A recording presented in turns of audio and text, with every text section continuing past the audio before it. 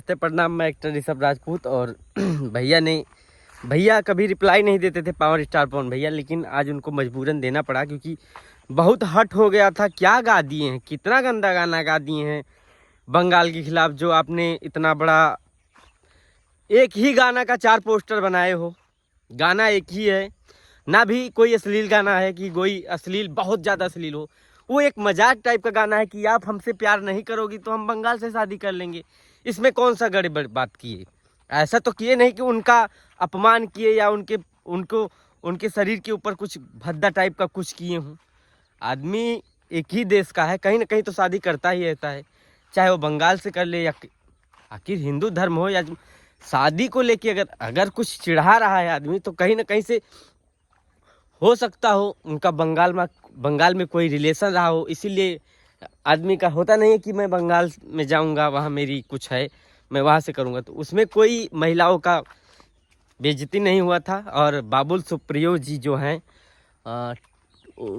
उसके वहाँ की कोई कुछ हैं, क्या हैं, टीएमसी पार्टी है, कोई पार्टी है जो उसकी अध्यक्ष हैं। तो जो ट्वीट किए हैं वो अपना, तो ये बहुत हट किए हो, गलत किए हो, ऐसा नहीं करना चाहिए। आप कहाँ अश्लील है, कहाँ से अश्लील गाना गा दिए हैं पवन सिंह, वही बोल रहे हो ना। अश्लील उसको कहते हैं, लहंगा चोली ढोढ़ी कुछ भी तो गाए नहीं है बंगाल के खिलाफ, बंगाल की महिलाओं के लिए। हाँ मजाक। और सबसे बड़ी बात, गाना एक है, लगाए हो 4 पोस्टर हो अलग अलग टाइप का, ट्वीट किए हो, डाले हो आईडी पे, ये गलत बात है। गाना एक गाए हैं, ना कि 4 गाना गाए हैं। और रह गई बात कि चुनाव लड़ने का, तो भैया में उतना पावर है कि कहीं से लड़ेंगे तो भारी रहेंगे, हल्क नहीं रहेंगे, हल्का नहीं रहेंगे, भारी रहेंगे। पार्टी चाहे जो हो, चाहे निर्दलीय लड़ें, भारी लड़ेंगे, भारी मतों से विजयी भी बनेंगे। बीजेपी के लिए इतना दिन से किए हैं कुछ, तो बीजेपी वाले को बिल्कुल टिकट देना चाहिए। नहीं बंगाल से दे रहे हैं तो कहीं से दीजिए।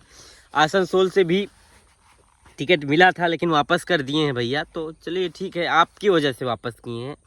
आप ही ने इधर उल्टा सीधा झूठ फुड़का ट्वीट किया है, गलत किया है ये। और भैया का पोस्ट देख के बहुत अच्छा लगा हमको।